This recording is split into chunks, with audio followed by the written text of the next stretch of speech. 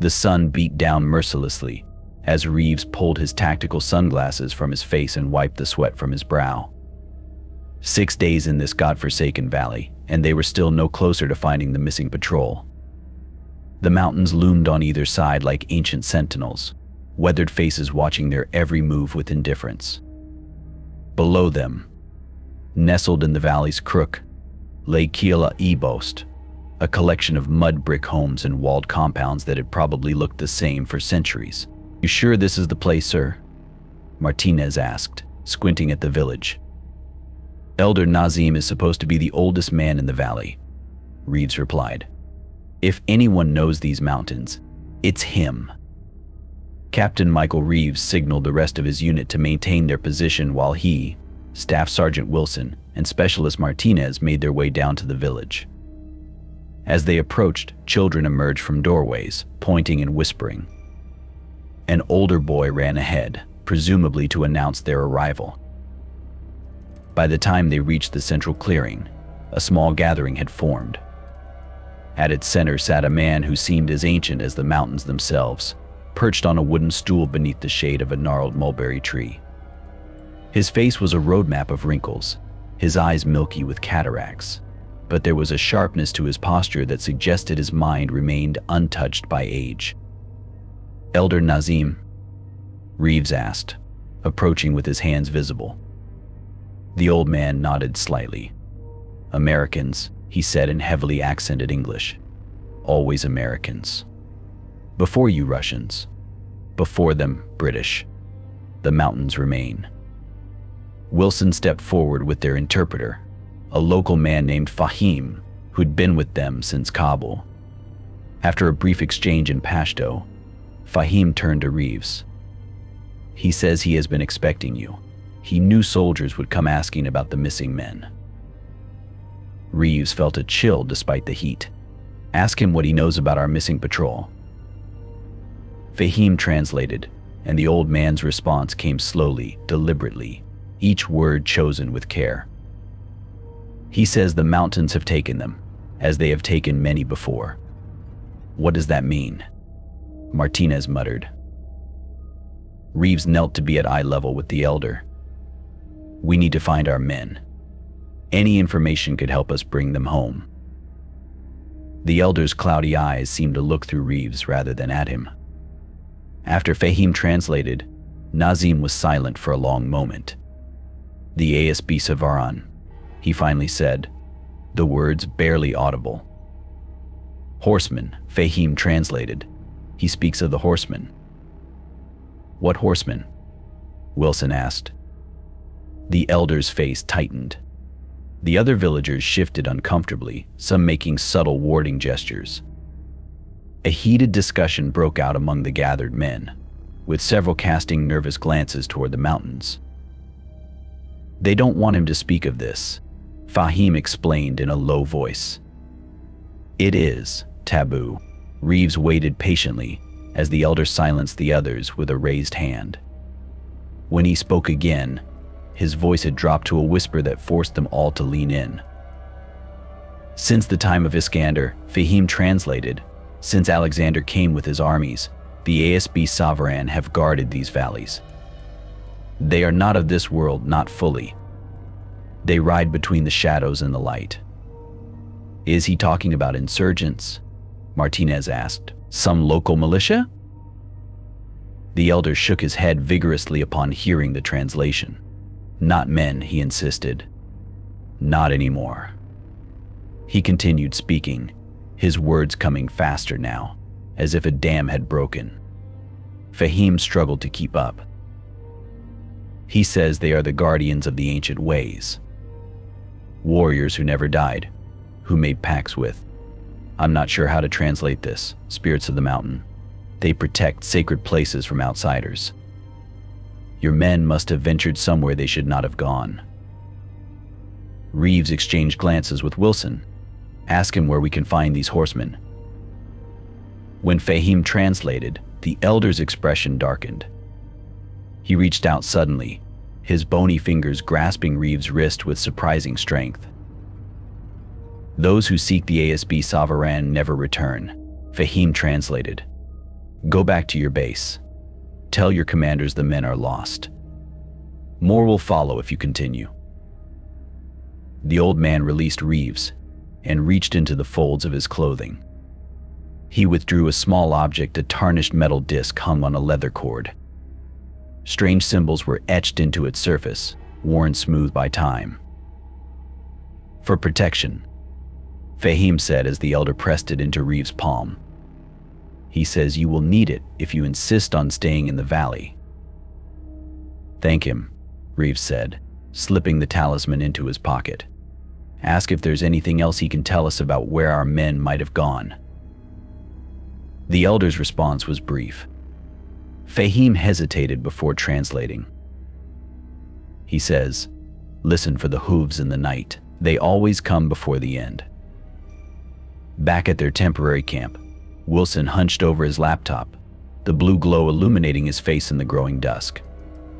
Around him, the rest of the unit went about their evening routines, cleaning weapons, checking gear, preparing meals. The mountains had turned purple with the setting sun, their peaks still catching the last golden rays. "Find anything interesting in your research, Wilson?" Reeves asked, approaching with 2 steaming cups of instant coffee. Wilson accepted the cup gratefully. "Too much, sir. I've been digging through every historical record I can access about this region." He turned the laptop so Reeves could see. British colonial reports from the 1840s mentioned soldiers going missing in these same valleys. Local guides refused to enter certain areas, speaking of demon riders who guarded ancient places. He scrolled to another document. Soviet records from the 80s detail similar incidents. A patrol disappeared, and when a search party was sent, they reported hearing hoofbeats at night and seeing shadowy figures on the ridgelines. The search was abandoned after 3 men vanished while on watch. "Could be guerrilla tactics," Reeves suggested, though his voice lacked conviction. "Psychological warfare." "That's what I thought too, sir. But look at this." Wilson pulled up another file. "I found translations of Persian texts dating back to the 9th century that mention warriors who made pacts with mountain spirits after Alexander's armies passed through. They were said to guard sacred sites for eternity, appearing as riders on black horses with eyes of fire." Reeves sipped his coffee, the bitter liquid doing little to wash away the unease settling in his stomach. "Any mention of specific locations? Sacred sites we should be looking for or avoiding?" "Nothing concrete. Just vague references to the hidden valley and the gateway between worlds." "But Captain," Martinez's voice cut through the conversation. He was jogging toward them from the perimeter, excitement evident in his movements. "You need to see this." Reeves and Wilson followed Martinez to a cluster of large rocks about 50 meters from their camp. The specialist aimed his flashlight at the stone surface, revealing a series of carved symbols. They were weathered, clearly ancient, but unmistakably similar to the markings on the talisman Elder Nazim had given Reeves. "I spotted them while setting up the motion sensors," Martinez explained. "They're all over these rocks, but you can only see them when the light hits them at certain angles." Reeves pulled out the talisman, comparing the symbols. The similarity was undeniable. "Wilson, any idea what these mean?" The staff sergeant shook his head. "Nothing I recognize from any standard historical alphabet. But they appear in some of the Persian accounts too, described as the writing of the Guardians." A cold wind swept down from the mountains, carrying with it the scent of snow from the higher elevations. The men fell silent, each lost in his own thoughts as darkness settled fully over the valley. "Set up additional perimeter checks tonight," Reeves finally said. 2-man teams, rotating every 2 hours. I want everyone alert." "You think something's going to happen, sir?" Martinez asked. Reeves pocketed the talisman. "I think we need to be prepared for anything." That night, Reeves woke with a start, his heart pounding. The inside of his tent was pitch black, the silence absolute, too absolute. The usual ambient sounds of the campmen shifting in their sleep, the gentle hum of equipment were gone. He reached for his sidearm and checked his watch, 0247. Slipping on his boots, he emerged from his tent to find the camp bathed in moonlight. The air was unnaturally still. "Everything all right, sir?" Private Jenkins approached from his guard position, voice hushed. "Thought I heard something," Reeves replied. "Anything on your end?" "All quiet, sir. Too quiet, if you ask me. Not even insects making noise." Reeves nodded. "Scanning the perimeter. Stay alert. I'm going to check the other." A sound cut through the night, distant, but unmistakable. The rhythmic pounding of hooves on hard earth. Both men froze, listening as the sound grew marginally louder, then faded again. "You heard that, right?" Jenkins whispered, his knuckles white around his rifle. Before Reeves could answer, another sound reached them, a high, ululating cry that seemed to echo from all directions at once. It wasn't a sound Reeves had ever heard in his 3 tours in Afghanistan, not quite human, filled with an ancient fury that raised the hairs on the back of his neck. "Wake the others," he ordered. "Quiet and calm, but I want everyone on alert." As Jenkins moved to rouse the unit, Reeves pulled out the talisman. In the moonlight, the symbols seemed to shift slightly, as if alive. A trick of the light, he told himself, but he couldn't shake the feeling that they were being watched by something ancient and patient. The hoofbeats came again, closer this time, accompanied by what sounded like metal striking metal, the clash of ancient weapons, perhaps, or armor jingling with movement. Then silence fell once more, heavier than before. Within minutes, the entire unit was awake, weapons ready, eyes scanning the darkness beyond their camp. No one spoke above a whisper, as if louder voices might attract whatever lurked in the night. "Thermal imaging shows nothing," Wilson reported, lowering his device. "Motion sensors haven't been triggered either." "But we all heard it," Martinez insisted. "The horses, the whatever that cry was." Reeves nodded, his decision made. Double the watch. No one goes anywhere alone, not even to take a piss. First light, we move deeper into the valley. Whatever happened to our missing men, we're going to find out. As the men returned to their positions, Reeves remained standing in the center of the camp, the talisman clutched in his fist. The old man's warning echoed in his mind: those who seek the ASB Savarin never return. In the distance, barely audible, came the sound of laughter, cold and ancient, riding on the night wind that swept down from the mountains. The helicopter appeared without warning, its distinctive thud, thud, thud rolling across the valley before the machine itself became visible.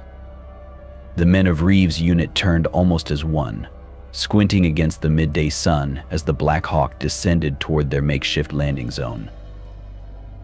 "Were we expecting visitors?" Wilson asked, joining Reeves at the edge of the camp. "Command mentioned sending a specialist," Reeves replied, "but I didn't think they'd respond this quickly." The helicopter settled onto the dusty earth, its rotors kicking up a miniature sandstorm that had the men turning away and shielding their eyes. As the dust began to clear, a lone figure emerged from the side door, ducking low beneath the still spinning blades. He was dressed in khaki pants and a button-down shirt, with a tactical vest thrown hastily over civilian clothes. A large duffel bag was slung over one shoulder, and he carried a hard-sided case in his other hand. The helicopter lifted off almost immediately after depositing its passenger, leaving the stranger standing alone in the swirling dust. "Captain Reeves?" the man called out, approaching with an extended hand. "Dr. Alan Weiss, cultural anthropologist. I understand you've encountered something unusual." Reeves shook the offered hand, noting the man's firm grip and assessing gaze. Despite the academic title, there was nothing soft about Dr. Weiss. His build was lean and athletic, his movements precise, and his eyes missed nothing as they swept across the camp. "That's one way of putting it," Reeves replied. "Your deployment was fast." "I was already in country," Weiss said smoothly, "working with a research team near Bay Mien when your report came across my desk. The description of local folklore caught my attention." Wilson exchanged a glance with Reeves. Neither man had included anything about folklore in their official communications. "Why don't we get you settled, Doctor?" Reeves suggested, leading the way to the command tent. "You can brief us on exactly why the Pentagon sent an anthropologist to a forward operating position." Inside the tent, Weiss set down his equipment and accepted the bottle of water Martinez offered him. He took a long drink before speaking. "Officially, I'm cataloging cultural artifacts and local beliefs as part of a Hearts and Minds initiative," he explained. "Unofficially, I specialize in regional myths that impact military operations, superstitions that prevent locals from assisting us, sacred sites that insurgents exploit as safe havens, that sort of thing." "And what about ghost riders?" Martinez asked bluntly. Weiss's expression remained carefully neutral. "I'd like to hear exactly what you experienced, in your own words. All of you, individually if possible." Over the next several hours, Weiss interviewed each member of the unit, taking meticulous notes in a leather-bound journal. He asked detailed questions about the sounds they'd heard, the symbols they'd found, and their interactions with Elder Nazim. When shown the talisman, he examined it carefully but offered no immediate insights. As the sun began to set, Reeves found the anthropologist studying the rock formations where Martinez had discovered the symbols. "Find anything interesting?" Reeves asked. "These markings predate Islam in this region," Weiss replied without looking up. "Possibly even predate Buddhism. They share characteristics with Scythian pictographs, but with elements I haven't seen before." "And what does that tell you?" "That this valley has been significant to the local population for a very long time." Weiss straightened up. "Captain, I need to know, have you or your men experienced any unusual physical symptoms since these incidents began? Headaches, disorientation, auditory or visual hallucinations during daylight hours?" "You think we're hallucinating?" Reeves asked, a hard edge entering his voice. "I think there are numerous documented cases of environmental factors causing shared perceptual experiences," Weiss replied carefully. "Infrasound from certain geological formations can cause anxiety and visual disturbances. Ergot fungi on local grains can cause hallucinations if consumed. Carbon monoxide from improperly vented heating sources." "We heard those horses, Doctor," Reeves cut him off. "All of us. And we're not the first." "No," Weiss conceded, "you're not. Which is why I'm here." That evening, the unit gathered around their small cooking fire. Weiss had set up his own tent slightly apart from the others, where he'd spent the past hour on a satellite phone. Now he joined them, accepting a plate of reconstituted beef stew with a nod of thanks. "So what's your professional opinion, Doc?" Jenkins asked, breaking the awkward silence. "We dealing with ghosts or what?" Weiss smiled thinly. "In my experience, there's usually a rational explanation for most supernatural phenomena. Mass hysteria, environmental factors, or most commonly local insurgents exploiting folklore to intimidate both foreign forces and the civilian population." "You think someone's playing mind games with us?" Wilson asked. "It's an effective tactic," Weiss replied. "The Taliban have been known to spread rumors of jinn or other spirits to keep locals away from areas where they operate. The Viet Cong did the same thing with tales of forest spirits. Even the Japanese in World War II exploited local Melanesian beliefs." Reeves watched the anthropologist carefully. But you said we're not the first to report these particular phenomena. Weiss hesitated, then set down his plate. No, there's a file classified, naturally of similar reports dating back to the Soviet occupation. Russian soldiers described hearing phantom horsemen and seeing riders on the ridge lines. Several patrols went missing in this general vicinity. And before that? Reeves pressed. British colonial records mention similar incidents, Weiss admitted. Though those accounts are less reliable, colored by Victorian superstitions and imperial arrogance. What about Elder Nazim's warning? Martinez asked, about sacred places we shouldn't go. Every culture has its forbidden zones, Weiss said dismissively. Usually it's a way for tribal elders to maintain control over valuable resources or to keep young people from wandering too far from the community. The conversation continued in this vein, with Weiss offering rational explanations for each element of their experiences.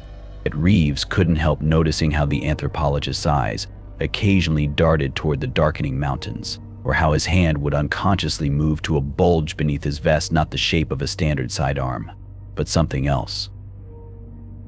Later that night, as most of the unit slept, Reeves found himself unable to rest. The events of the past days weighed heavily on his mind, as did the unexpected arrival of Dr. Weiss. Something about the anthropologist's explanations felt rehearsed, as if he were reciting from a prepared script rather than offering genuine analysis. Stepping outside his tent for some air, Reeves noticed a faint glow coming from Weiss's tent. The anthropologist's silhouette was visible against the canvas. He appeared to be speaking on his satellite phone again. Moving quietly, Reeves positioned himself downwind of the tent, close enough to catch fragments of the conversation. Confirmed visual and auditory manifestations consistent with previous reports, Weiss was saying, his voice low but intense. Yes, identical patterns. No, they haven't located the missing patrol, but I understand the implications. If they're manifesting this close to population centers. There was a pause as Weiss listened to whoever was on the other end of the call. Sir, with all due respect, if these are the same entities documented in 85 and 02, then we need to consider the possibility that they're not just psychological warfare tactics. The energy readings alone suggest, yes, sir. I understand operational security, but if the phenomenon is escalating. Another pause, longer this time. Understood. I'll continue monitoring and report any further manifestations. But sir, if they appear again, we may need to move to Containment Protocol Delta. The civilians in the valley could be at risk if, yes sir. Reeves slipped back toward his own tent, mind racing. Containment protocols? Energy readings? Weiss was clearly no ordinary anthropologist, and whatever they were dealing with, the military or some branch of it knew far more than they were letting on. The next morning, Reeves found Wilson already awake, studying his laptop with a frown. Everything okay? Reeves asked quietly, pouring himself coffee from the pot bubbling over their small stove. Wilson glanced around to ensure they wouldn't be overheard. I've been doing some digging on our new friend, he said, nodding toward Weiss's tent. There's a Dr. Alan Weiss associated with the University of Chicago's anthropology department, but he's 67 years old and hasn't published in over a decade.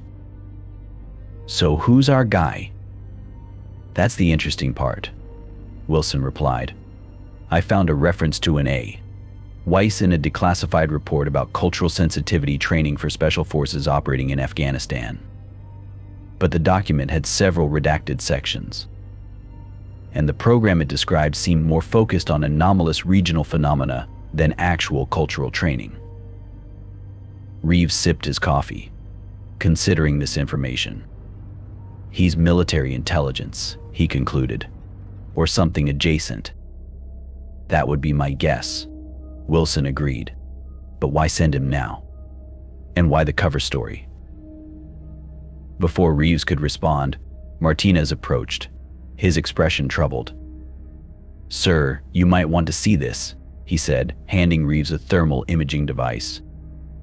"I was reviewing last night's perimeter scans. Didn't notice it during my watch, but..." Reeves looked at the stored image on the device's screen. It showed the view from their northern perimeter, timestamped 0214 hours. At first, he saw nothing unusual, just the cool blues and greens of the nighttime landscape. Then, at the edge of the scan's range, he noticed them 7 distinct heat signatures, roughly horse-shaped but with a strange, pulsing quality to their thermal output. And on each, a humanoid figure, their heat signatures even stranger, almost too hot in some places, impossibly cold in others. "Did the motion sensors pick anything up?" Reeves asked. Martinez shook his head. "Not a thing. And there's no tracks out there. I checked at first light." "What are we looking at, Captain?" Wilson asked quietly. Before Reeves could answer, Dr. Weiss emerged from his tent, looking remarkably fresh for someone who'd been up late. His eyes immediately locked onto the thermal device in Reeves' hands. "May I?" he asked, extending his hand. After a moment's hesitation, Reeves passed him the device. Weiss studied the image, his expression carefully neutral, but Reeves noticed a muscle twitching in his jaw. "Interesting," Weiss said finally. "Probably wildlife. Thermal artifacts can make ordinary animals appear unusual in these devices." "Those aren't deer, Doctor," Reeves said flatly, "and they match exactly what we've been hearing at night." Weiss handed back the device. "I'd like to set up some additional monitoring equipment today, if that's acceptable.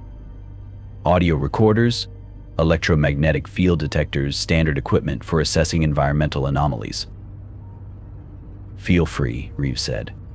"But I want to know what you're really looking for, and who you're really working for." Weiss met his gaze steadily.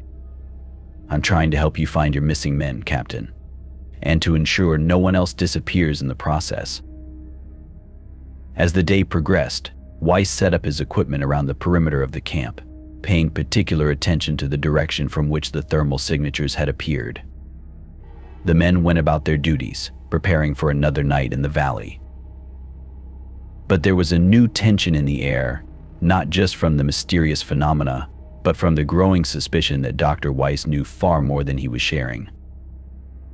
As sunset approached, Reeves found the anthropologist adjusting what looked like a sophisticated directional microphone aimed toward the northern ridgeline. "Doctor," Reeves said without preamble, "I need to know what we're dealing with. Not theories about mass hallucinations or insurgent psychological warfare." Weiss continued adjusting his equipment for a moment, then straightened up with a sigh. "The truth, Captain, is that I don't know for certain. No one does. But these phenomena have been reported in conflict zones throughout history, always with the same basic characteristics: phantom horsemen appearing before or during periods of intense violence." "The ASB Savarin," Reeves said. "Elder Nazim's Ghost Riders." "That's the local name for them, yes. Soviet forces called them Nochny Nyazniki, Night Riders. British colonial reports referred to them as the Wild Hunt, borrowing from European folklore." "What do you call them?" Weiss hesitated. "Officially, they're categorized as PFAP, persistent folkloric apparitional phenomena. Unofficially, we call them the harbingers." "Harbingers of what?" "That's what we're trying to determine," Weiss replied. "They appear before major conflicts, but whether they're causing the violence or responding to it remains unclear." As darkness fell completely, the men gathered in the center of the camp. The mood was somber. Even those who had been skeptical of the phenomena were now on edge after seeing the thermal images. Weiss had positioned his equipment in a rough circle around their position, occasionally checking readings on a tablet he carried. "Everyone stays alert tonight," Reeves instructed. "Standard watch rotation. but I want all unusual sights or sounds reported immediately, no matter how minor." "What about our missing patrol, sir?" Jenkins asked. "We're no closer to finding them than when we arrived." "First light tomorrow, we expand our search radius," Reeves decided. "Focus on areas the locals avoid. If there are sacred places in these mountains that shouldn't be disturbed, that's probably where our men went." Weiss looked up sharply at this. "Captain, I strongly advise against that course of action. If the patterns hold true, the increased activity suggests." He was cut off by a sudden, high-pitched tone from his tablet. Checking the device, his face paled. "They're coming," he said quietly. "Multiple signatures approaching from the north. Bigger energy fluctuations than I've ever recorded." As if on cue, the sound of distant hoofbeats reached them, echoing off the valley walls. Unlike previous nights, the sound didn't fade away but grew steadily louder. The men instinctively formed a defensive perimeter, weapons ready, though all of them understood on some level that conventional firearms might be useless against what approached. "Lights," Reeves ordered, and powerful floodlights snapped on, illuminating the perimeter of their camp in harsh white light.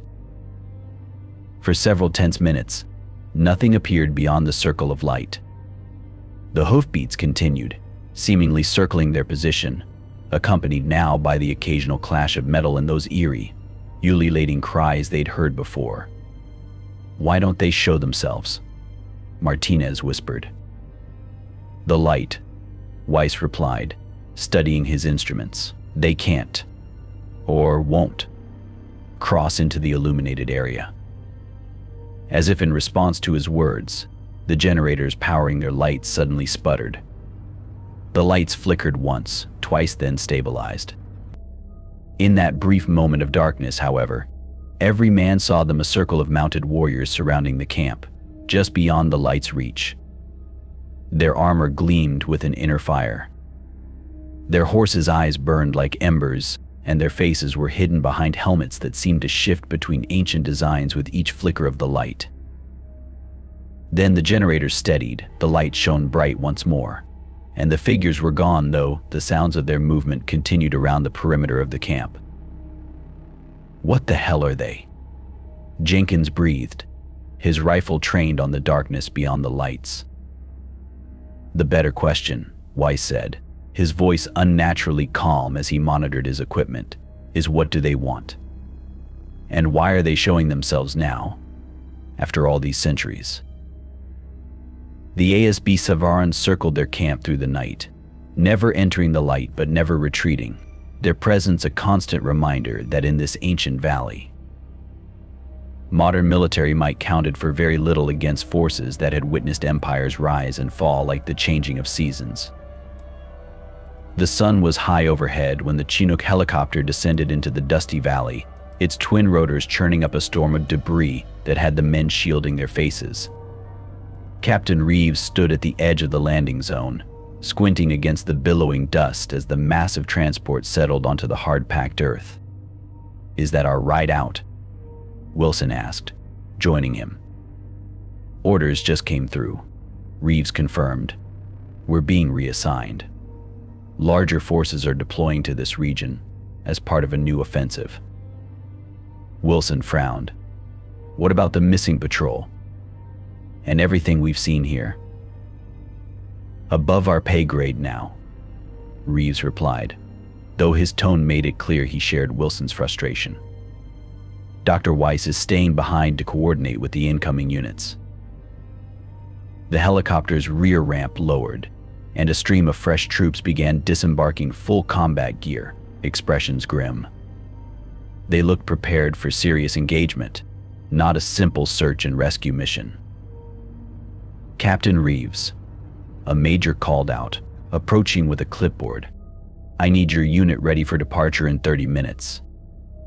Bring only essential gear, everything else will be transported separately." "Yes, sir," Reeves acknowledged. "May I ask what's prompted this sudden redeployment?" The major glanced around before answering, his voice low. Intelligence reports indicate significant enemy movement in this region. Command wants all specialized units pulled back before the main offensive begins. As the major moved on to oversee the deployment of his troops, Reeves noticed Dr. Weiss standing apart from the activity, speaking intensely with a group of men who didn't look like regular soldiers. Their gear was non-standard, and they carried equipment cases similar to what Weiss had brought. More anthropologists, Wilson observed, following Reeves' gaze. Looks like whatever we stumbled into here goes deeper than we thought, Reeves replied.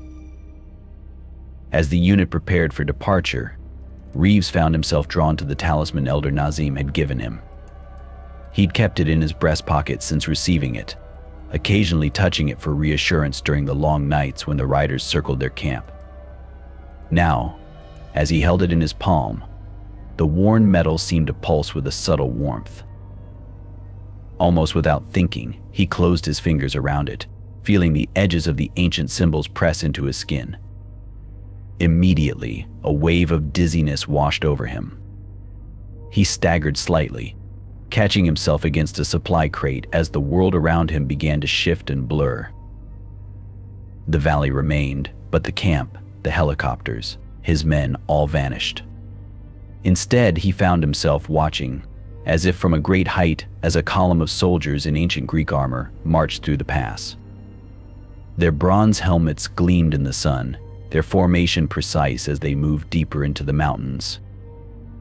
The scene shifted. Now Persian warriors occupied the valley, their distinctive armor and curved swords identifying them as they established defensive positions among the rocks.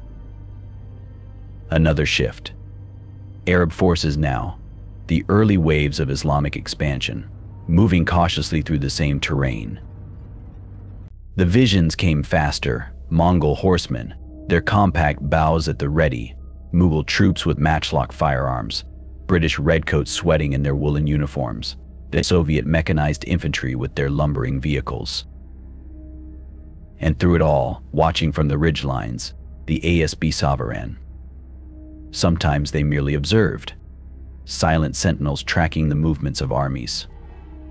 Other times they descended, terrifying night raids that left entire detachments missing or dead, their bodies arranged in strange patterns among the rocks. But they weren't random attacks, Reeves realized as the visions continued. The riders were protecting something, specific locations deep in the mountains that no invader was permitted to reach. Sacred places. Elder Nazim had called them. But sacred to whom? Or to what? The final vision showed the riders gathered around a deep crevice in the mountainside, a place where the earth itself seemed to pulse with an otherworldly energy. They weren't malevolent, Reeves suddenly understood. They were guardians, bound by ancient pacts to protect whatever lay beneath the mountains from human interference. Captain? Captain Reeves. The urgent voice pulled him back to reality. He blinked, finding Martinez staring at him with concern. You okay, sir? You went white as a sheet there for a minute. Reeves unclenched his fist, looking down at the talisman. The symbols seemed to shimmer briefly before settling back into their ancient pattern. How long was I? He began. Just a few seconds, Martinez replied. You grabbed that thing and then froze up. Should I get the medic? No, Reeves said quickly. I'm fine. Just get the men ready to move out. As Martinez left to relay the orders, Reeves sought out Dr. Weiss, finding him calibrating some kind of handheld scanner near the rock formations where they'd discovered the symbols. They're guardians, Reeves said without preamble. Weiss looked up sharply. Excuse me? The riders. They're not harbingers of war, they're guardians of something buried in these mountains, something they've been protecting since Alexander's time. The anthropologist's expression shifted from surprise to intense interest. What makes you say that, Captain? Reeves held up the talisman. This showed me visions, history. I saw centuries of warfare in this valley, all from their perspective. They only attack when armies venture too close to certain locations. Instead of dismissing his claim, Weiss set down his equipment and reached into his vest, removing a sealed envelope. After a moment's hesitation, he handed it to Reeves. "Classified material," he said quietly. "I shouldn't be showing you this, but given what you've experienced." Inside the envelope were photographs, grainy black and white images from what appeared to be the 1940s, showing mounted figures on a ridgeline in what might have been North Africa. More recent color photos showed similar apparitions in the Balkans during the 1990s, in Iraq in 2004, in Ukraine just a few years ago. "They appear worldwide," Weiss explained, "always in conflict zones, always near certain geological formations. We've documented them on every continent except Antarctica." "What are they protecting?" Reeves asked. Weiss took back the envelope, his expression grave. "That's the million-dollar question, Captain.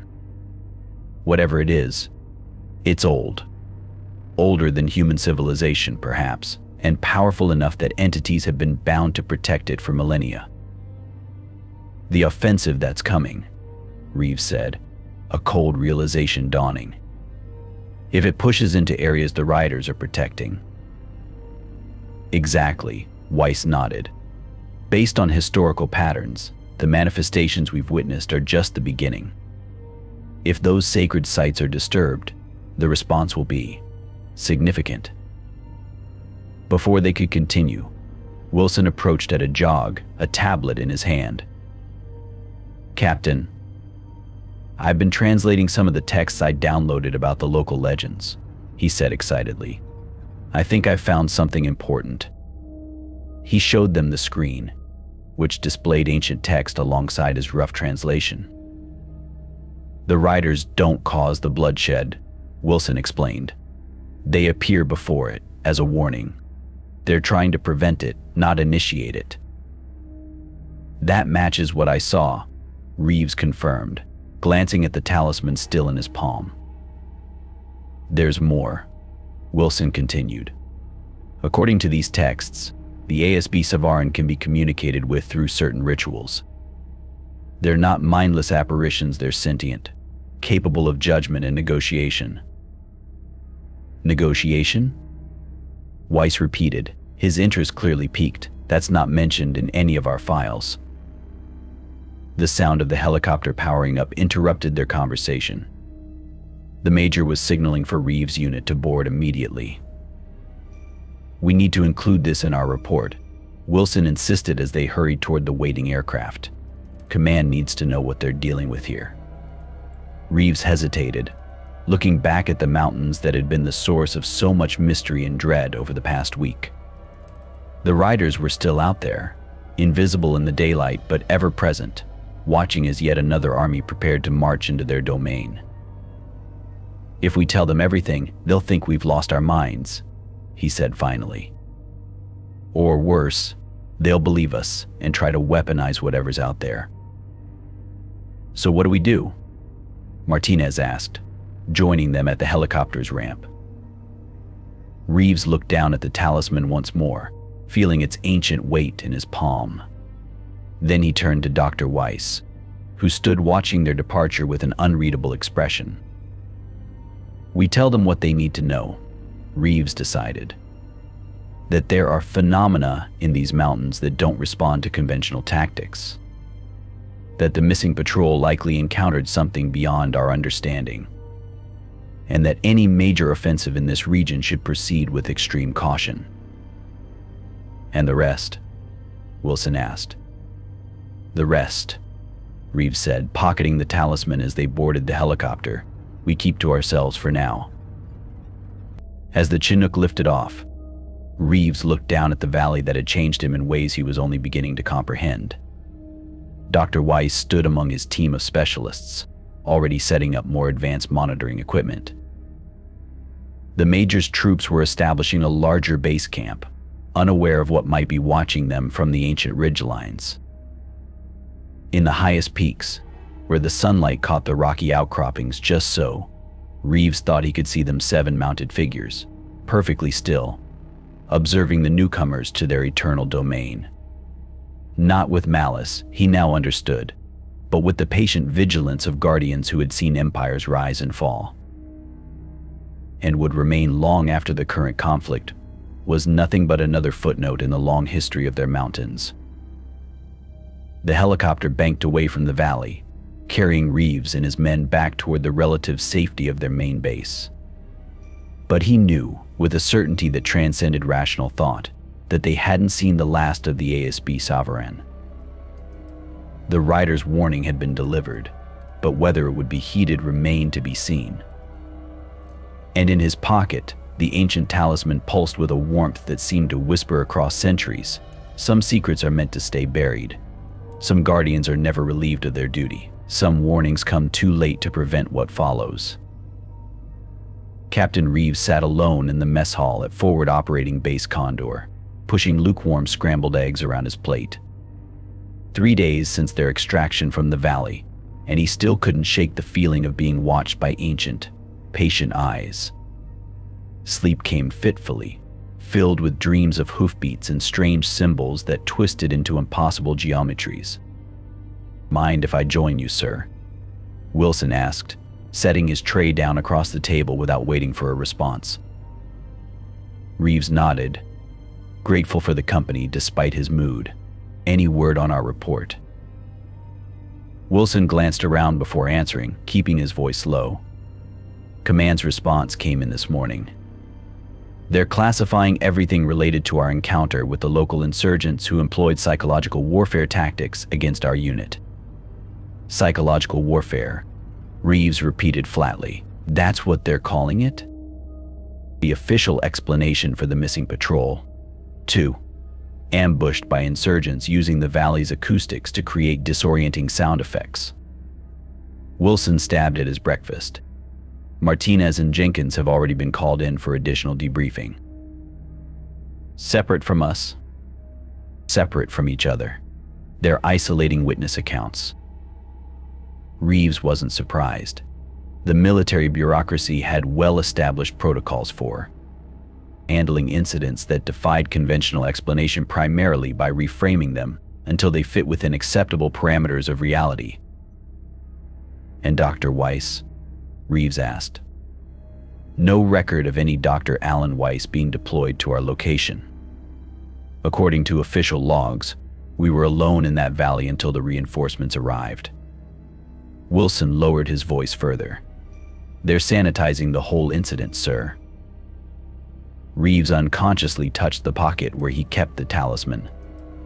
He hadn't shown it to the intelligence officers who'd debriefed him, instinctively knowing they would confiscate it. The ancient disc had become something of a touchstone for him, a physical reminder that he hadn't imagined the events in the valley. "Captain Reeves." A young lieutenant approached their table. "Colonel Hargrove would like to see you in his office immediately." Wilson shot him a concerned look as Reeves stood. "Good luck, sir." Colonel Hargrove's office was austere, with only a few photographs and service medals breaking the monotony of the beige walls. The man himself sat behind a standard issue desk, his weathered face revealing nothing as Reeves entered and stood at attention.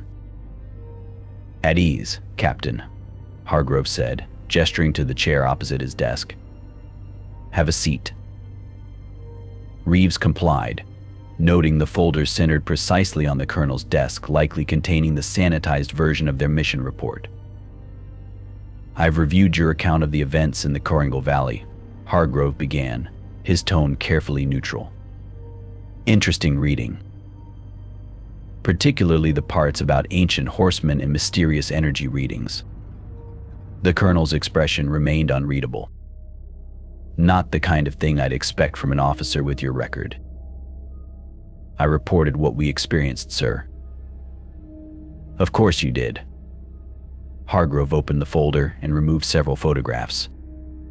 "These were taken by reconnaissance drones over the valley 3 days before your unit arrived. Notice anything unusual?" Reeves examined the images, standard aerial views of the mountainous terrain, the village, surrounding ridgelines. Nothing appeared out of the ordinary until he reached the last photo. There, barely visible on a high ridge, were 7 mounted figures arranged in a perfect line, watching the valley below. "That's them," Reeves said quietly. "The AASB Savaran." Hargrove nodded once. "That's what the locals call them. We've had other names for them over the years." Reeves looked up sharply. "We, sir?" Instead of answering directly, Hargrove rose and moved to a map of Afghanistan mounted on his wall. 20 years in this country, Captain. 2 decades of blood and treasure spent. And what do we really know about this land? About what lies beneath these mountains? Sir, are you saying the military has prior knowledge of these entities?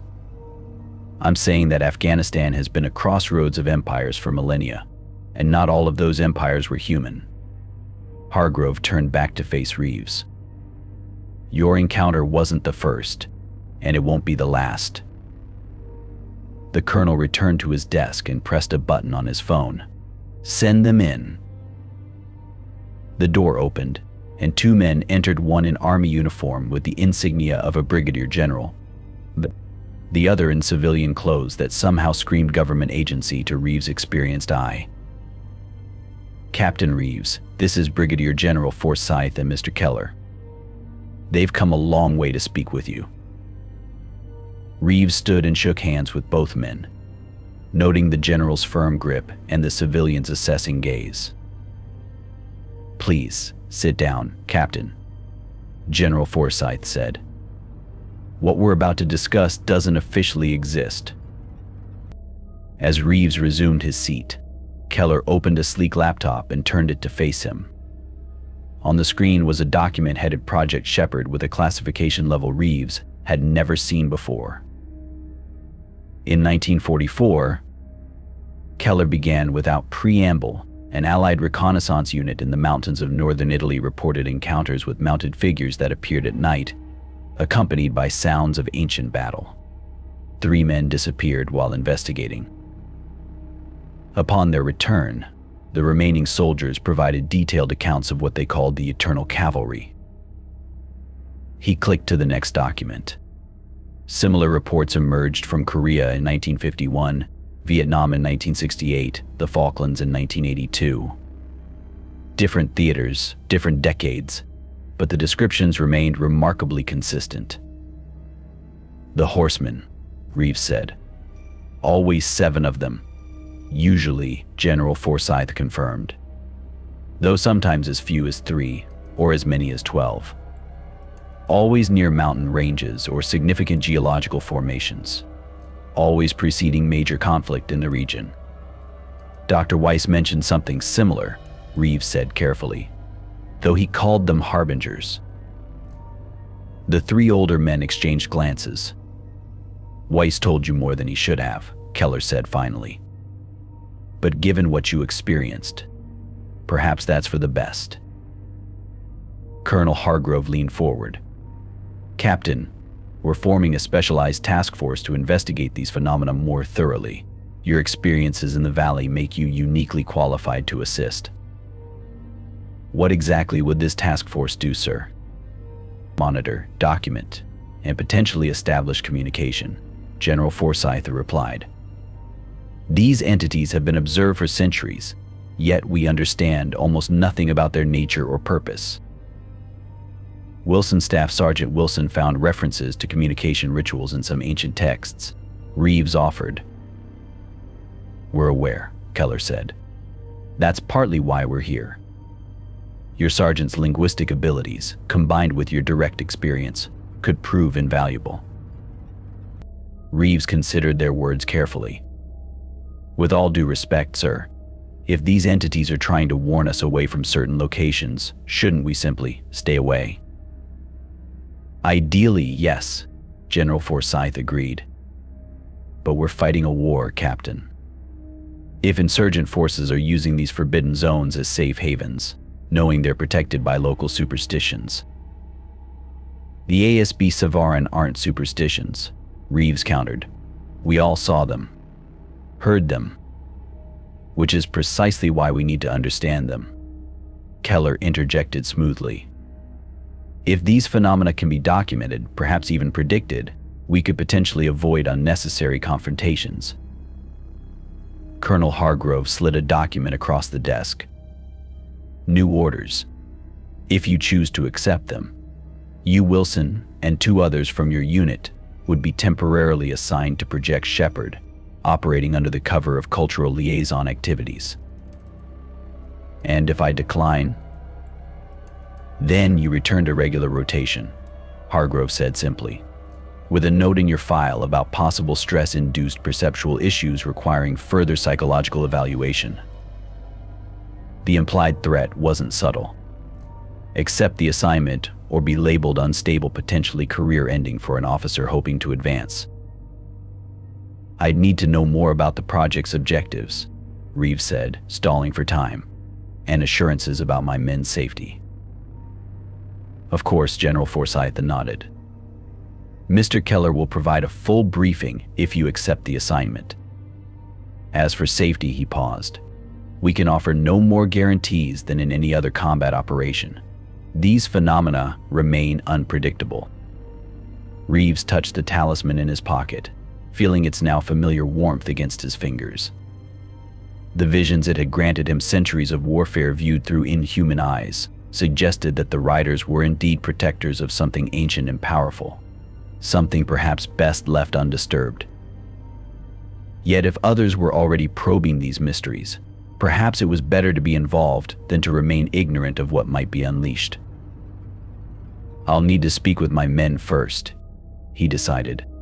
They deserve to know what they're getting into. Understandable, Colonel Hargrove agreed. You have 24 hours to make your decision, Captain. Choose wisely. Wilson took the news better than expected, his academic curiosity clearly piqued by the prospect of accessing classified historical records related to the phenomena. Martinez was more hesitant, the memory of those nights surrounded by phantom horsemen still fresh in his mind. Jenkins simply shrugged and said, "Better than regular patrol duty, I guess." They gathered in Reeves' cramped quarters that evening, speaking in hushed tones despite the privacy. "So what's your gut telling you, sir?" Martinez asked, perched on the edge of Reeves' footlocker. "Is this legit? Or are we being set up as fall guys if things go sideways?" "Both, potentially," Reeves admitted.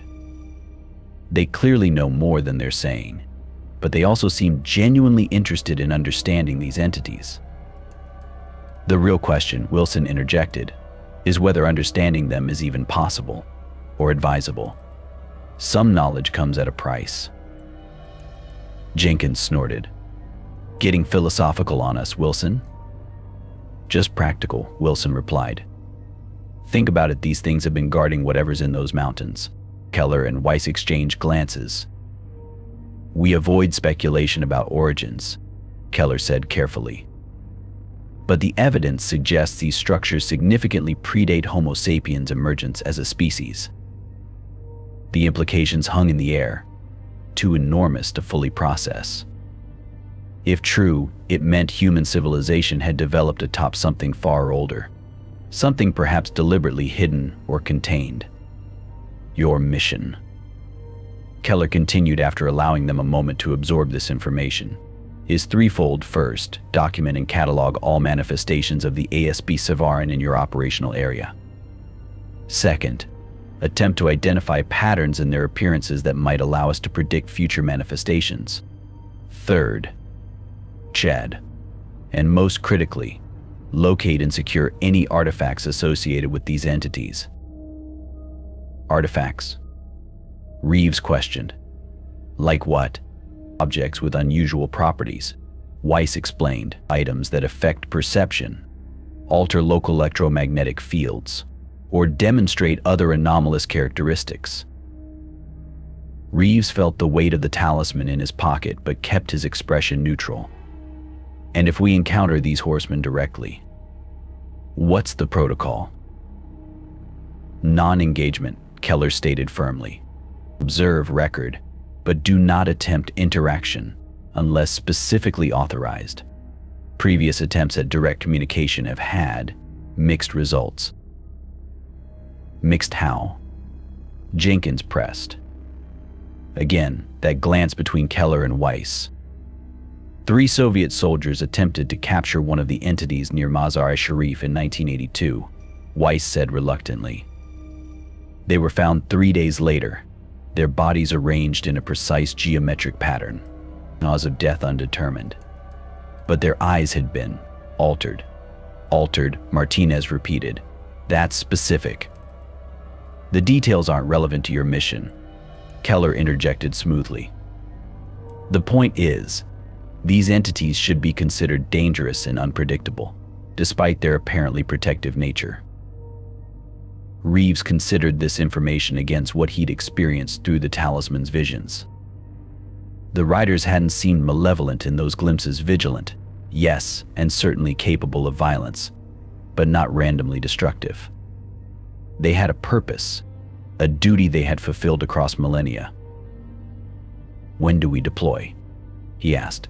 Tomorrow at 6, Keller replied. You'll establish a forward observation post near the coordinates where your unit encountered the entities. Dr. Weiss will accompany you as technical advisor, along with 2 specialists who will operate our more sensitive equipment. The official cover story, Wilson inquired.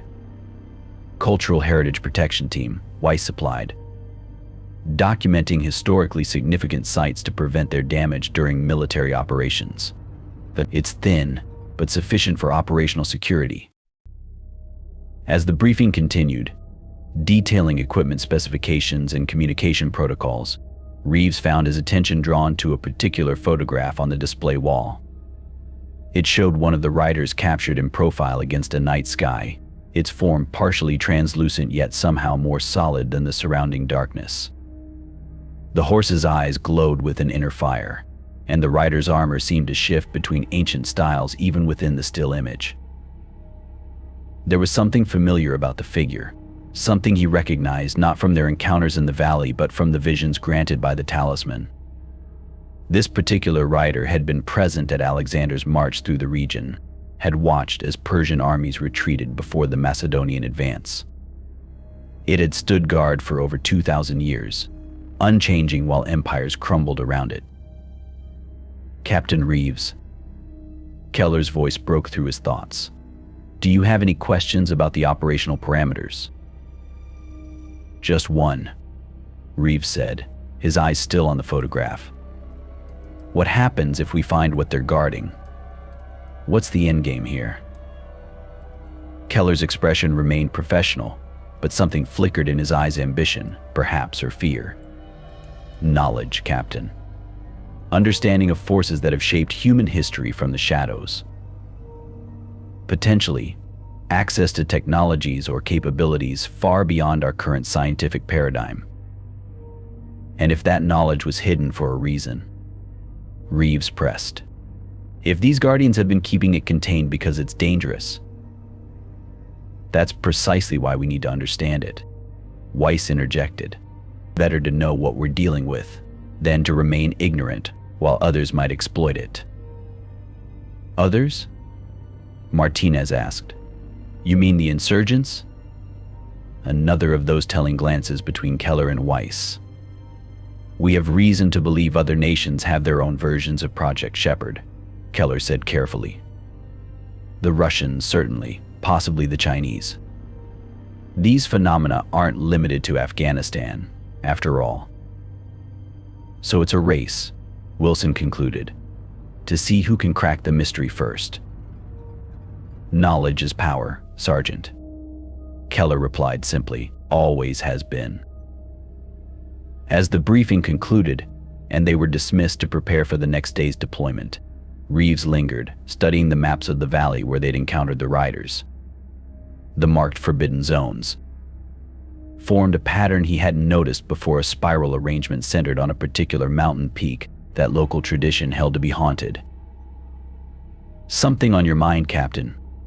Weiss asked, approaching as the others left. Just wondering why you didn't mention the talisman, Reeves replied quietly. "You saw Elder Nazim give it to me.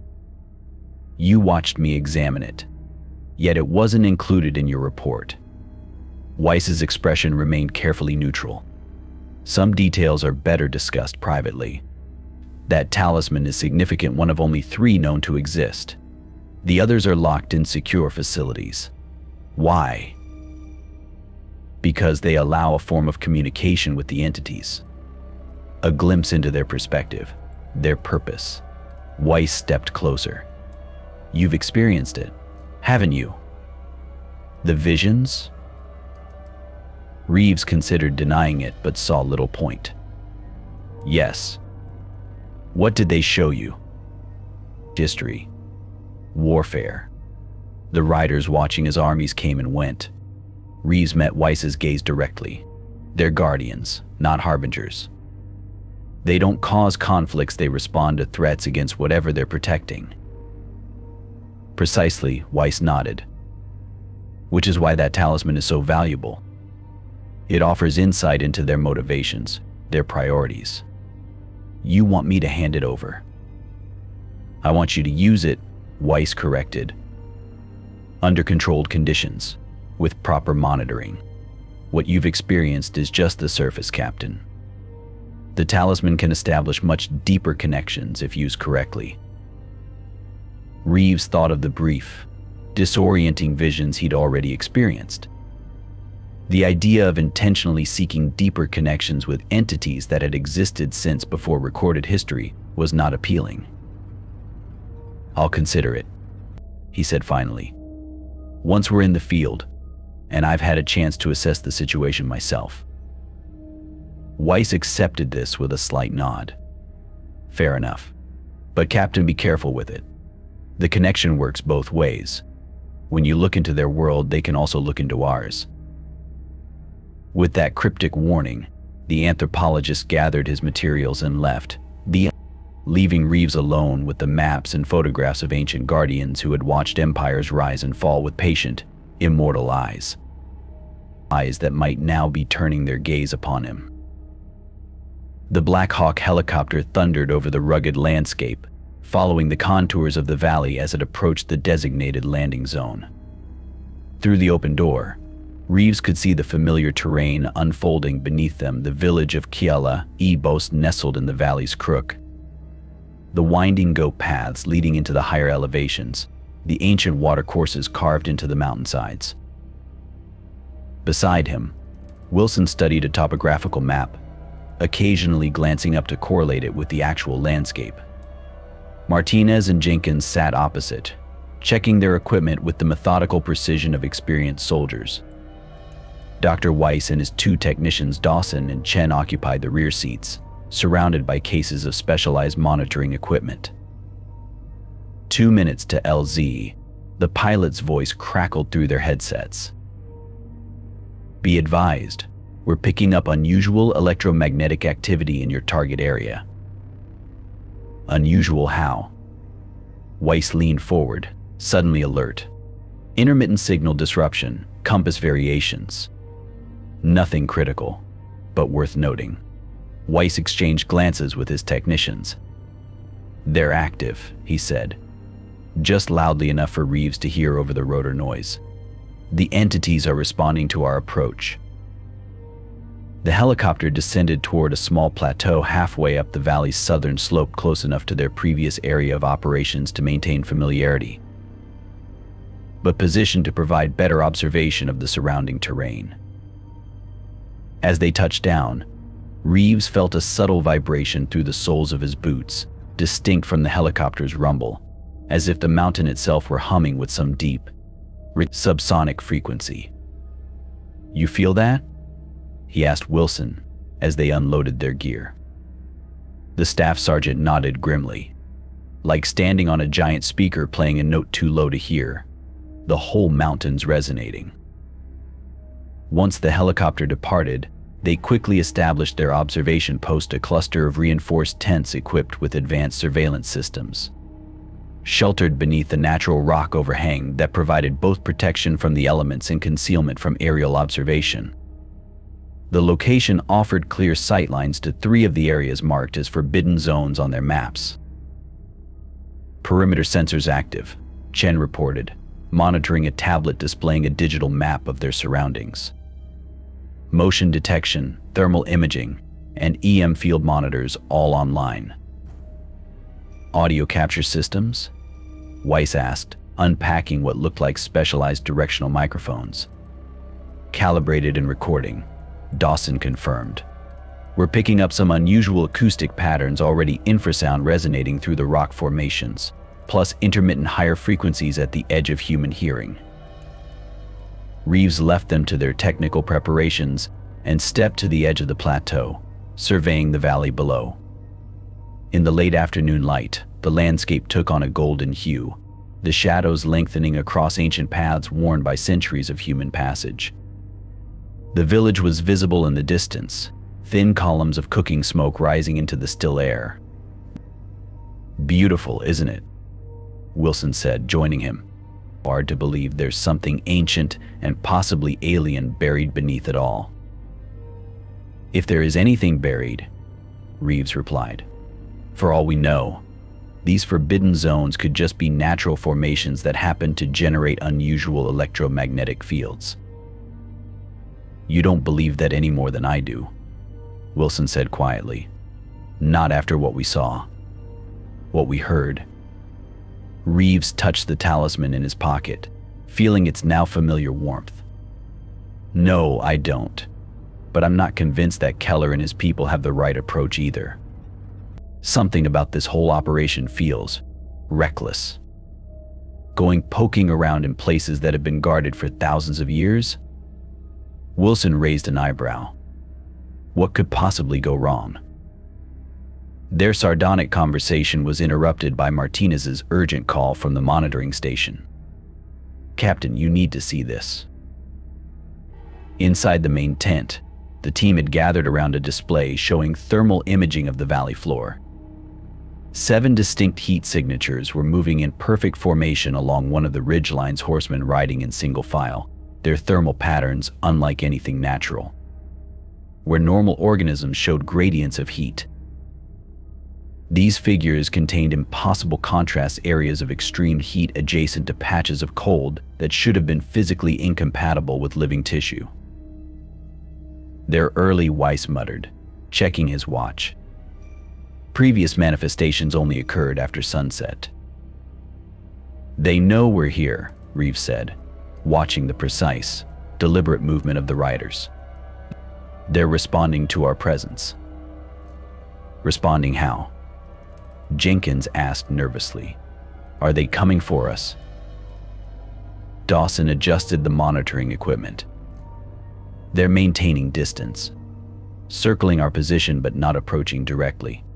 It's almost like reconnaissance." "Or a warning," Reeves suggested. The riders continued their patrol along the ridgeline, occasionally stopping to face directly toward the observation post. Though too distant to see clearly with the naked eye, the thermal imaging revealed their unwavering attention. 7 mounted figures, watching with patient immortality. "Audio's picking up something," Chen reported, adjusting his headphones. "Not hoofbeats, it's like voices." He activated the external speakers, filling the tent with a strange, undulating sound, not quite speech, yet clearly communicative. The sounds rose and fell in patterns that seemed almost musical, but with an alien quality that made the human listeners instinctively uneasy. "Is that language?" Martinez wondered aloud. "Are they talking to each other?" "Or to us," Wilson suggested. "Maybe they're trying to communicate." Weiss shook his head. "We've recorded similar vocalizations before. Computer analysis shows consistent patterns, but nothing that correlates with any known human language, ancient or modern." As they watched, the 7 riders suddenly wheeled their mounts in perfect unison and galloped toward one of the marked forbidden zones, a narrow ravine cutting deep into the northern mountainside. Within moments, they had vanished from the thermal imaging. Where did they go? Jenkins demanded. They can't just disappear. They can if they're not entirely physical, Weiss said quietly. These entities appear to exist partially in dimensions adjacent to our conventional reality. They can transition between states of matter or energy in ways we don't fully understand. In English, Doc, Martinez prompted. They're ghosts. Jenkins translated. He's saying they're actual ghosts. I'm saying they're something far more complex than our folklore concept of ghosts, Weiss corrected. They demonstrate intelligence, purpose, and the ability to interact with physical reality when they choose to. Reeves studied the map where the riders had disappeared. That ravine, what do we know about it? Chen consulted his tablet. Geological surveys show it follows a fault line that extends unusually deep into the mountain. Ground-penetrating radar detected anomalous structures approximately 200 meters below the surface, but couldn't penetrate further due to some kind of interference. One of the potential entrances, Weiss nodded, to whatever lies beneath. D. So what now? Jenkins asked. We just sit here and wait for them to come back. Now, Weiss said, removing specialized equipment from a hard-sided case, we attempt more direct observation.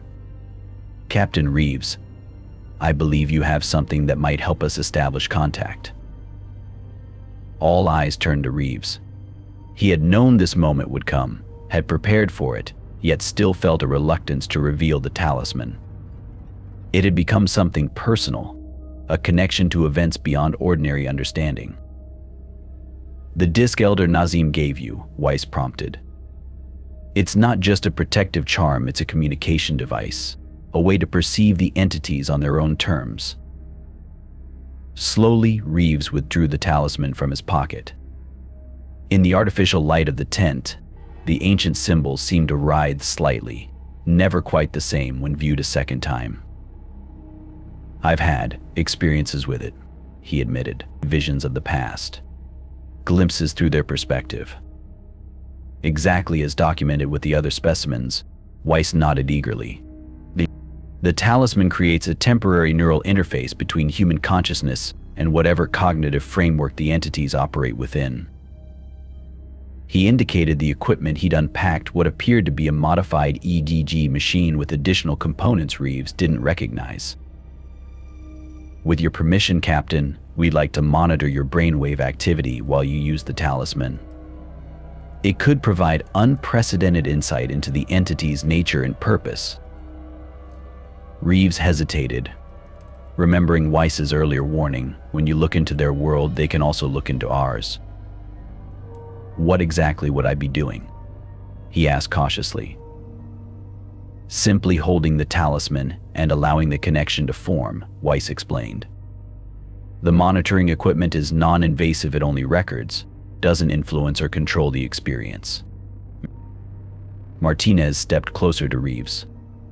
Sir, are you sure about this? We don't know what that thing might do to you. I've used it before, Reeves replied. The visions are disorienting but not harmful.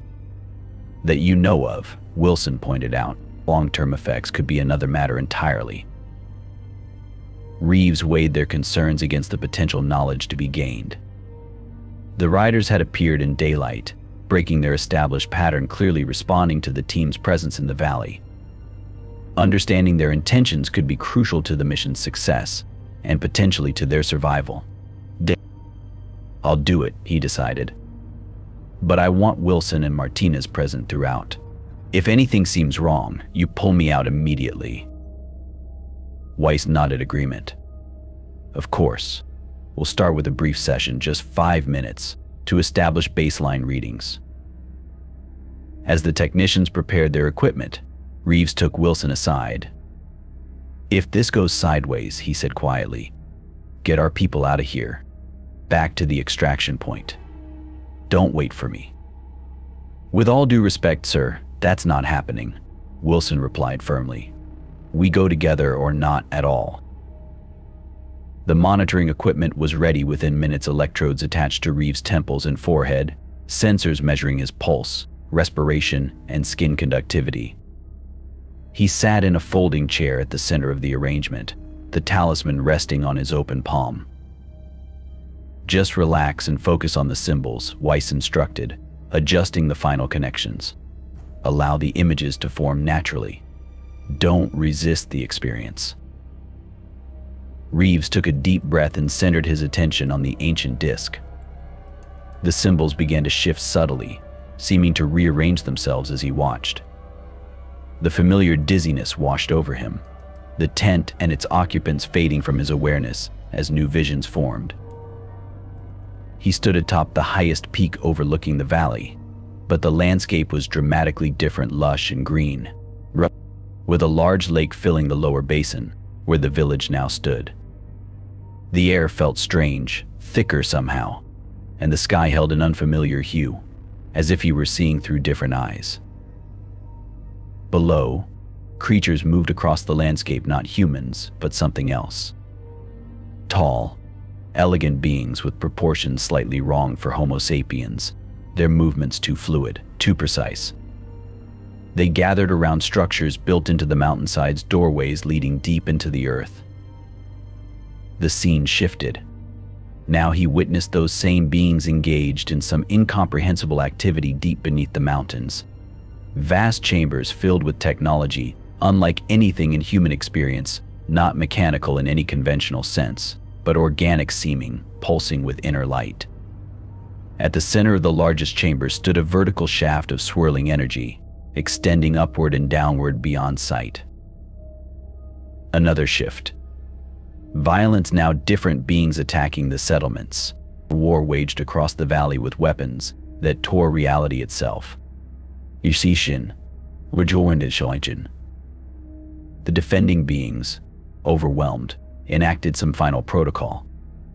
7 of their warriors entered the central shaft of energy, their forms transforming, becoming something neither fully physical nor fully energy.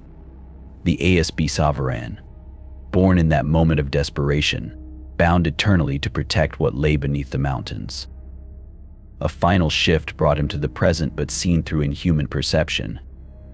He could sense the ancient machinery still humming beneath the earth, maintaining whatever function it had served for millennia.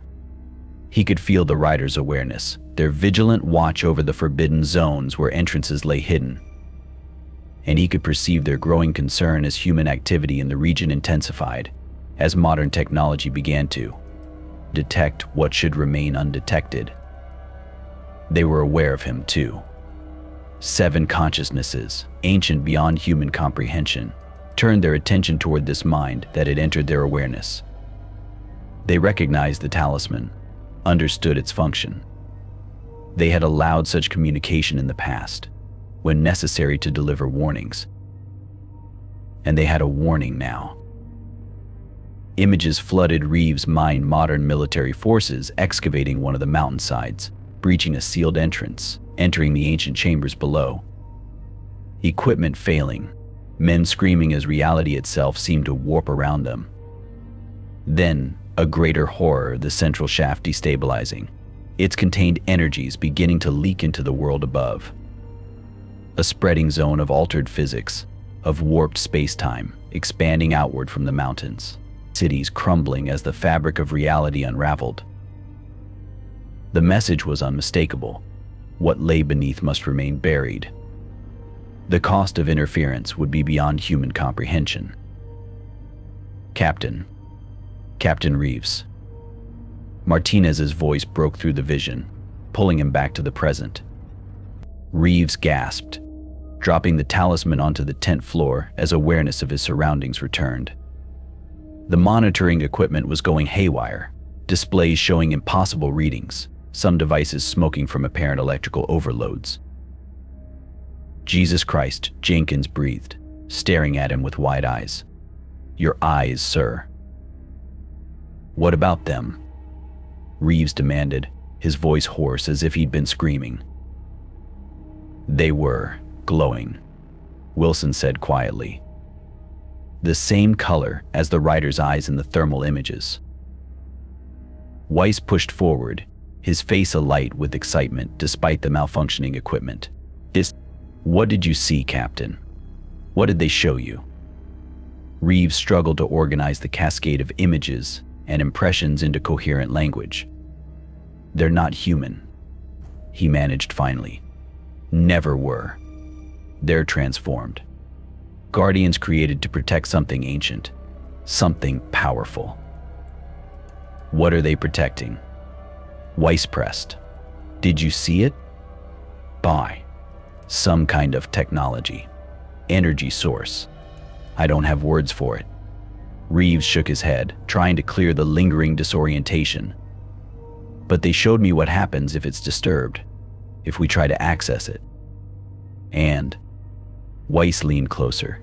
Destruction, not just local spreading, changing the fundamental properties of reality itself. Reeves looked up, meeting each person's gaze in turn. They're not threatening us. They're warning us. Whatever is down there is dangerous to everyone. A heavy silence fell over the tent as they absorbed his words. Even Weiss seemed sobered by the implications. The readings we got were extraordinary, Chen said finally, examining the data that had been captured before the equipment failed. Your brainwave patterns shifted to frequencies we've never recorded in human subjects, Captain. And the energy discharge that overloaded our systems came from the talisman itself, as if it were transmitting as well as receiving. Reeves looked down at the ancient disc lying on the floor, its symbols now still innocuous. They were using it to communicate directly, to show me what would happen if we continue this mission. Or that's what they want you to believe, Weiss suggested, his initial shock giving way to analytical detachment. These entities, whatever their origin, clearly have their own agenda. The visions they showed you could be manipulated, designed to discourage further investigation. You think they're lying? Martinez asked incredulously. Why would 1,000-year-old horse ghosts need to lie? Not lying, necessarily, Weiss clarified, but perhaps showing a worst-case scenario to protect something they consider sacred. Many cultures have used frightening consequences to discourage outsiders from accessing valuable resources or knowledge. Reeves shook his head. This wasn't cultural, it wasn't even human. What I saw was older, fundamentally different from our understanding of reality. Which is precisely why it warrants further investigation, Weiss argued. If there is indeed non-human technology beneath these mountains, technology that predates our civilization by thousands or even millions of years, the scientific implications are enormous. So are the risks, Wilson countered, if Captain Reeves' vision is accurate. A sudden, piercing alarm cut through their debate. Chen rushed to the monitoring station, checking the perimeter sensors. Multiple thermal signatures approaching from the north, he reported urgently. Same pattern as before. But there are more of them now, much more. Much more. On the display, they could see them, not 7 riders this time, but dozens, perhaps 100, moving in perfect formation down the mountainside toward their observation post. Their impossible thermal signatures pulsed with cold fire, and they moved with a synchronization no human cavalry could achieve. They've never manifested in these numbers, Weiss whispered, a hint of fear finally breaking through his scientific detachment. Not in any recorded observation. Whoa. They're responding to the contact, Reeves realized, retrieving the talisman from the floor, to what they showed me. They're coming to make sure we understand. Understand what? Jenkins asked, checking his weapon instinctively despite knowing it would likely be useless against such entities. That we need to leave, Reeves said simply. All of us. Now. The riders continued their advance, their formation spreading to encircle the plateau where the observation post was situated. Even without the thermal imaging, they were now visible to the naked eye, ghostly figures on midnight black horses, their armor shifting between ancient styles, their faces hidden beneath helmets that seemed to absorb light rather than reflect it. We need to call for extraction, Wilson urged. before they cut off our access to the LZ. Dawson was already at the communications console. No signal, he reported tensely. All frequencies are being jammed by some kind of interference. The entities themselves, Weiss nodded. They can manipulate electromagnetic fields. We've documented it before, but never at this scale. Outside the tent, the air had grown preternaturally still. The ambient sounds of the mountains wind through the rocks. Distant bird calls had ceased entirely, replaced by a heavy silence that pressed against the ears like deep water. Then, cutting through that silence, came the rhythmic pounding of dozens of hooves on hard earth, growing steadily louder as the riders approached. Options? Martinez looked to Reeves, hand resting on his sidearm. Reeves considered their situation quickly. The riders had surrounded their position but hadn't yet attacked. Their previous encounters suggested the entities were capable of violence but preferred warning to direct confrontation. The vision he'd received through the talisman had been explicit: leave, or face consequences beyond human comprehension. We pack essential equipment and withdraw to the secondary extraction point, he decided. No aggressive actions, no attempts to engage the entities. We move calmly and deliberately. What about the mission? Weiss protested. The data we've already gathered is unprecedented. We can't just abandon it. The mission has changed, Doctor, Reeves said firmly. We came to understand these phenomena. Well, now we understand they're guardians of something dangerous, something that should remain buried. Our continued presence risks provoking them into more direct action, or presents an opportunity to establish meaningful contact, Weiss countered. They're communicating, Captain. That alone is extraordinary. They're communicating a warning, Wilson interjected. One we'd be fools to ignore. The debate was cut short by Jenkins' shout from the tent entrance. They've stopped. They've stopped. Outside, the riders had halted their advance, forming a perfect circle around the plateau at a distance of roughly 200 meters.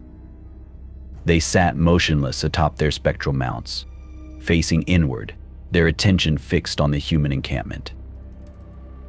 Then, as one, they raised their right arms, pointing toward the sky. What are they doing? Martinez whispered. Reeves stepped outside the tent, the talisman clutched in his hand. As he did, he felt it grow suddenly hot, almost burning his palm. Looking up, he understood the rider's gesture. The sky above the valley was changing. Where there should have been clear blue, something else was forming a swirling distortion like heat waves, but more structured, more deliberate. Within that distortion, shapes moved, glimpses of places that couldn't possibly be visible from Earth, of landscapes that defied human understanding. It's a tear, Weiss breathed, joining Reeves outside. A rupture in space-time. Just like the theoretical models predicted. Is that what's buried under the mountains?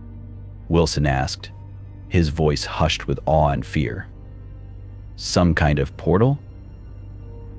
Not buried, Reeves understood suddenly, the knowledge flowing from the talisman into his mind. Contained. Stabilized. The ancient machinery doesn't generate the portal, it controls it, prevents it from expanding. As they watched, the distortion in the sky pulsed, expanding slightly before contracting again. But with each pulse, the air around them seemed to thicken, gravity itself fluctuating subtly. Equipment inside the tents began to malfunction, delicate instruments giving impossible readings before failing completely. They're showing us what happens if the containment fails, Reeves said, the talisman's knowledge continuing to flow into his consciousness. If the ancient systems are disturbed by human activity. One of the riders broke from the circle, advancing slowly toward their position. Unlike the others, this one's armor was distinctive, older, more elaborate, marked with symbols similar to those on the talisman. The leader, Reeves somehow knew, the first to be transformed, the architect of their eternal vigil.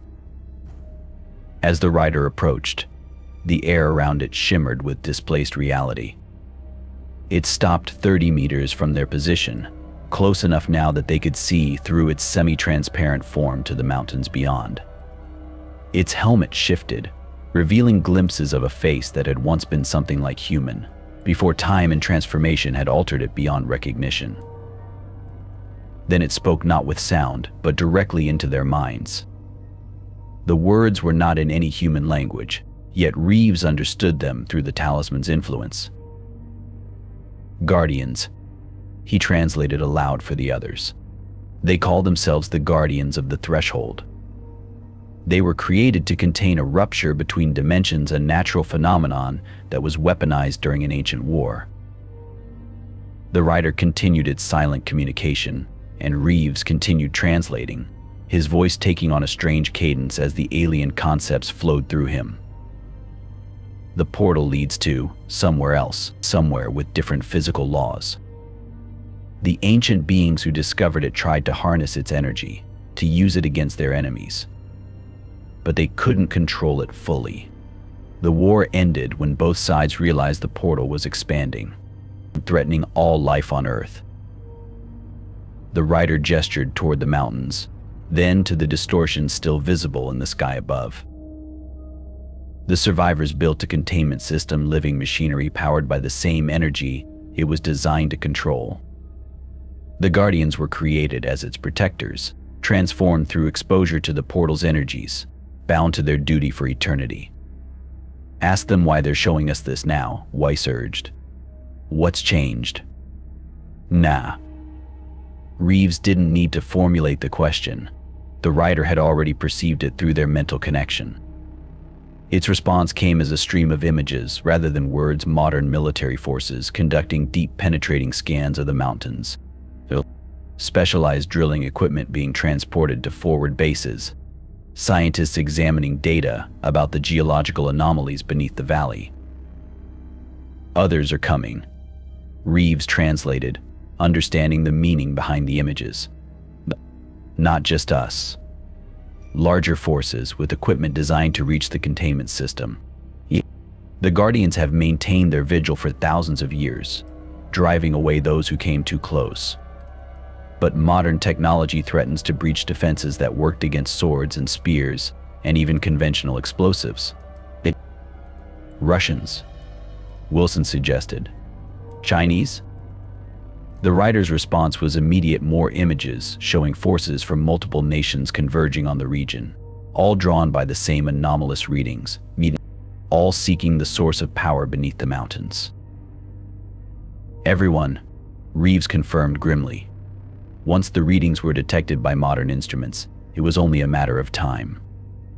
The Guardians have been more active recently, because the threat is greater than it's been since they were created. The leader of the Guardians made a final gesture, touching its chest with a gauntleted hand, then extending that hand toward Reeves. The meaning was clear even without the talisman's translation. An offer, a request, an alliance of necessity. They want our help, Reeves said, surprised, to prevent the others from reaching the containment system. Help how? Martinez asked skeptically. What can we do that Ghost Riders can't? The answer came in another flood of images. Modern communications, military channels, diplomatic connections. The Guardians could defend against physical intrusion, but they needed humans to stop the expeditions before they began. They need us to warn our people, Reeves explained, to convince the military and scientific communities that some discoveries are too dangerous to pursue. That this site must be declared off limits to all nations, all expeditions. Weiss shook his head. Impossible. The potential knowledge, the technology, no government would agree to abandon such a discovery based on warnings about ancient interdimensional portals. They'd assume it was disinformation from competing interests. Then we need proof, Wilson suggested. Something they can't ignore or explain away. The Guardian leader seemed to consider this, its ethereal form shimmering as it communicated with its fellows in that strange, musical language they had detected earlier. Then it turned back to Reeves, extending both hands. Floating between them appeared a small object similar to the talisman, but larger, more complex in its engravings. It hovered in the air before Reeves, waiting. "What is it?" he asked aloud, though he directed the question mentally toward the Guardian. The response came as understanding rather than words. A key, a record, a fragment of the ancient knowledge carefully limited to demonstrate the danger without providing access to the power itself. Proof that would convince even the most skeptical authorities. "They're offering us evidence," Reeves told the others. "Something we can take back to our superiors, something that will prove what's at stake." "Can we trust them?" Martinez asked quietly. "How do we know this isn't some kind of trick?" Reeves looked at the spectral figure before him, at the countless others maintaining their vigilant circle around the plateau. He thought of the visions he'd experienced, the weight of millennia these beings had endured in their endless duty. "I don't think they know how to trick," he said finally. "They've existed for one purpose, with singular focus, for thousands of years. They don't think like we do." He stepped forward and extended his hand toward the hovering object. As his fingers closed around it, a jolt of energy passed through his body, not painful, but overwhelming, like being submerged in an ocean of information too vast for human comprehension. Images, knowledge, understanding flooded his consciousness before receding, leaving behind only what he could safely contain. The Guardian leader lowered its hands and inclined its head slightly, a gesture of respect, of acknowledgement. Then it turned and rejoined its fellows. As one, the spectral host wheeled their mounts and began to withdraw, moving back up the mountainsides from which they had descended. The distortion in the sky gradually faded, reality reasserting itself over the valley.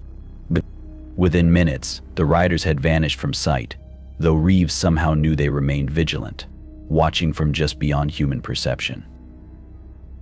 "What did it give you?" Weiss asked, approaching cautiously. Reeves opened his hand, revealing what appeared to be a crystal disc, similar in size to the talisman but transparent, with intricate patterns visible within its structure rather than engraved on its surface. As they watched, the patterns shifted subtly, reorganizing themselves in response to the light. "Information," Reeves replied, still processing the brief mental download he'd received upon touching the object. "Enough to prove what's beneath these mountains without revealing how to access it. Enough to convince our superiors that some secrets should remain buried." "And if they don't agree?" Wilson asked quietly. Reeves looked toward the mountains where the Guardians had disappeared, ancient sentinels who had watched empires rise and fall, and who had kept their vigil through millennia of human conflict. They had shown mercy today, offered cooperation rather than confrontation. But he had glimpsed enough of their nature to know that mercy had limits. "Then we'll have to decide where our true duty lies," he said finally, "with orders, or with the future of humanity." The crystal disc pulsed once in his palm, as if in agreement. The ASB Savaran had guarded their secret through the ages of sword and spear, gunpowder and steel. Now, in the age of satellites and nuclear weapons, they had chosen to share their burden to invite humans into their ancient covenant of protection. The question that remained, as Reeves carefully secured the disc alongside the talisman, was whether humanity had the wisdom to accept such responsibility. Whether we could learn to leave some doors closed, some powers untapped, some knowledge forbidden. The fate of far more than one remote Afghan valley might depend on the answer.